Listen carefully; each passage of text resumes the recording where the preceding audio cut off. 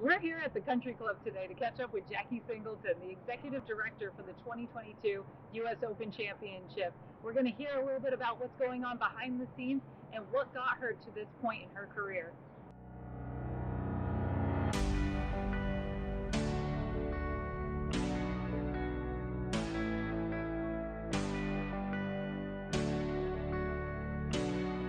My name is Jackie Singleton, and I am the Executive Director of the 2022 U.S. Open Championship.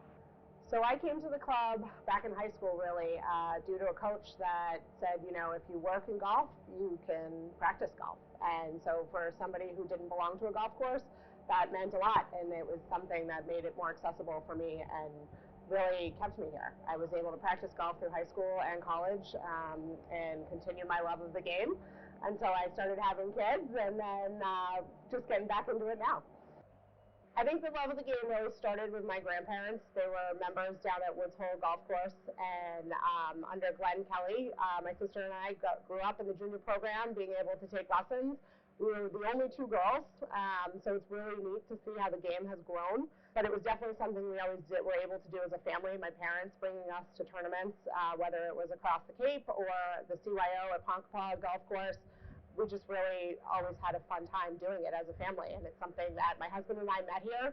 He no longer works here, but we did meet here, and our kids play golf. We have our older son played a lot of golf and caddies, and also still works in golf. I think one of the coolest stories that's kind of come full circle for me is that as a senior in high school, my school, the last semester of your senior year, you were able to participate in a senior project, and I was fortunate enough to do mine with the WGAM under then Executive Director Janice Vance. And what I think is really cool about that whole project is that right now I have a senior from another high school in my office completing a very similar project with the 2022 U.S. Open. But when I was at the WGAM, I really fell in love with the business and administration of the game of golf. I was always somebody who grew up playing, but seeing the other side of it, I just thought was, you know, the amount of organization and groups that go into planning and coordination is unbelievable. About 8 years ago, I was fortunate enough to work with the communications committee here, led by Jim Cash and George Bell, along with our then general manager, David Shagg. And we were able to start a communications symposium for clubs across the country. So we really started out with about 20 clubs. And since then, it's grown. We had our last symposium last year with over 100 people in attendance from various clubs across the country. And Club Management Association of America really took that on about 2 years ago, which was wonderful. It was it was a true passion of mine, but something that volunteer-wise I wasn't up to the task anymore with 100 people coming.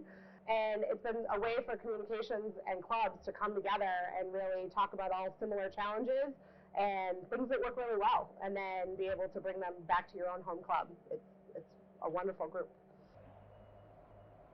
For me, the U.S. Open Championship is just the culmination of everything that I've really worked for. I mean, for the amount of communications, technology, various groups that I've worked with here, the members, the professionals, it's brought everything together, and seeing the USGA come in and what they're able to do and the partnership between them and the club and the Commonwealth, it's just, the town of Brookline, it's just really amazing. And to see it now just 3 short weeks away and almost here is unreal.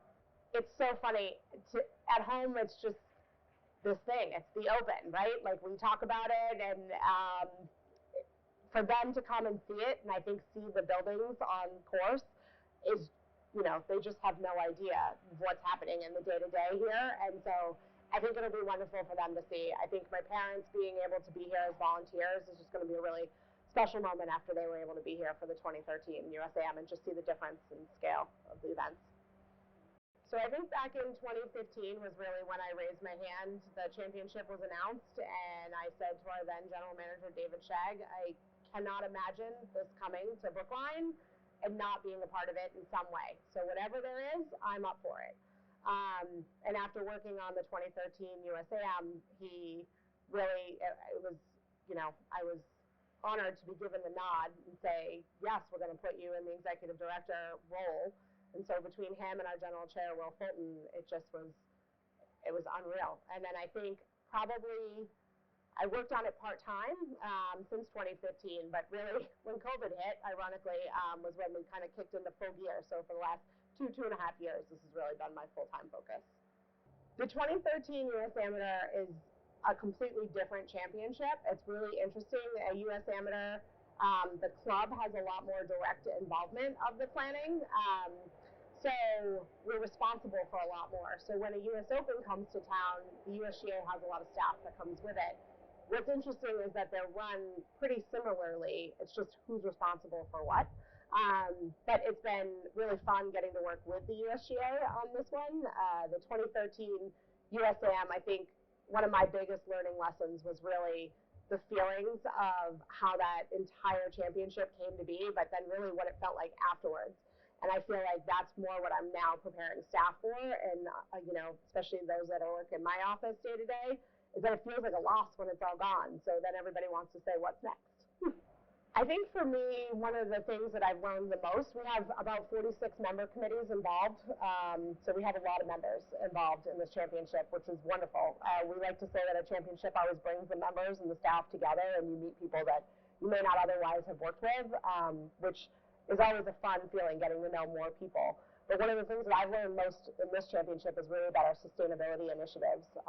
That's not something that I necessarily had a lot of background in, whether it be for the club or at large. And it's something that I've learned a lot about, and I'm really proud of the things that this club does, along with the town of Brookline, and the ways that this championship is even helping to give back to the community.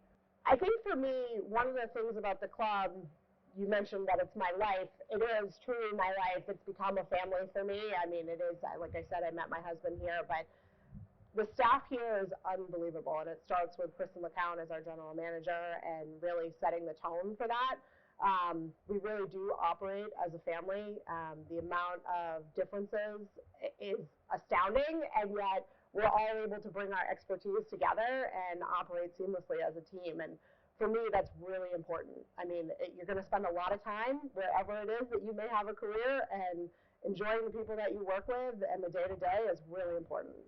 We have different departments that will be closing in order to build this U.S. Open and make it happen. We're actually gaining more staff from other departments and learning some expertise from others, which is very cool. One of the gentlemen that's working in my office actually came from Mass Golf, and he's our tennis manager currently, but because our tennis operations are closed, he's learning a little bit about communications and also helping with member assistance. So it's kind of fun to see that overlap and work with people, like I said, that you don't normally work with. But I also have 2 women who work in my office that went to school for marketing, hospitality, and the other for journalism, and they have learned a ton through this process, and they've been a great addition to the team in the last couple of years. I think it's incredibly important to the game of golf to continue to give back to the game of golf. I think that none of us have gotten here on our own. I think being a founding member of the United States Golf Association, this club does definitely feel a sense of responsibility to continue to give back. And I think that bringing events like this to the Commonwealth that also are going to be impactful financially is really important, especially if you consider now coming out of COVID, what this will do for our hospitality and tourism industry.